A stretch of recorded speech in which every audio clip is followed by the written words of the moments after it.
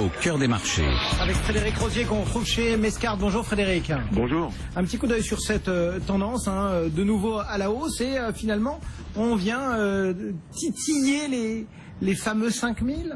Oui, une petite barrière d'ailleurs psychologique aux alentours des 5000, plutôt 5050. Il n'y a pas grand-chose à 5000, mais 5050 qui devrait être une résistance avec quand même une rotation sectorielle assez forte. On voit que les valeurs de croissance sont privilégiées et valeurs dollars assez privilégiées aujourd'hui.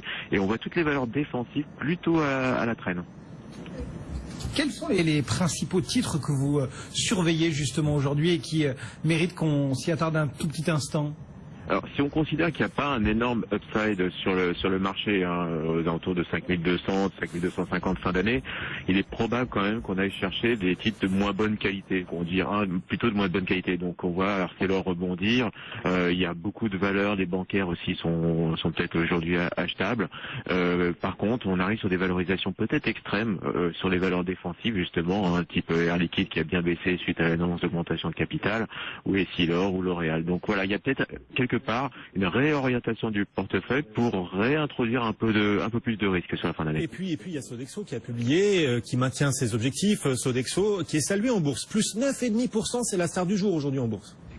Exceptionnelle publication, puisqu'on a un chiffre d'affaires effectivement à 19,8 milliards, au-dessus des attentes, une croissance organique de 2,5, une trésorerie de plus de 1 milliard. Alors pourquoi on a de tels résultats? Il ne faut pas oublier que Sodexo est une société internationale, une très très forte exposition, notamment aux pays anglo-saxons, aux États-Unis, donc un effet de devise qui pour le coup est extraordinaire, puisqu'on sait les dépenses sont sur place, on rapatrie finalement le résultat net en Europe, tout ça en devise avec une devise relativement forte.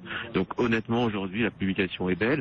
Il ne faut pas oublier que Sodexo avait souffert les mois précédents, donc c'est aussi un phénomène de rattrapage et je pense qu'on est qu'au début du rattrapage.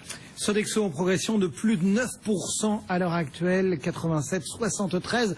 Merci beaucoup Frédéric Rosier donc depuis Mescart ce matin. Et le CAC lui aussi bien orienté après la baisse d'hier. On récupère 0,9% porté cloné par les minutes de la Réserve fédérale américaine, les minutes qui laissent clairement entendre que si hausse de taux il y a en décembre, eh bien cette hausse de taux se fera à un rythme modéré, voire un rythme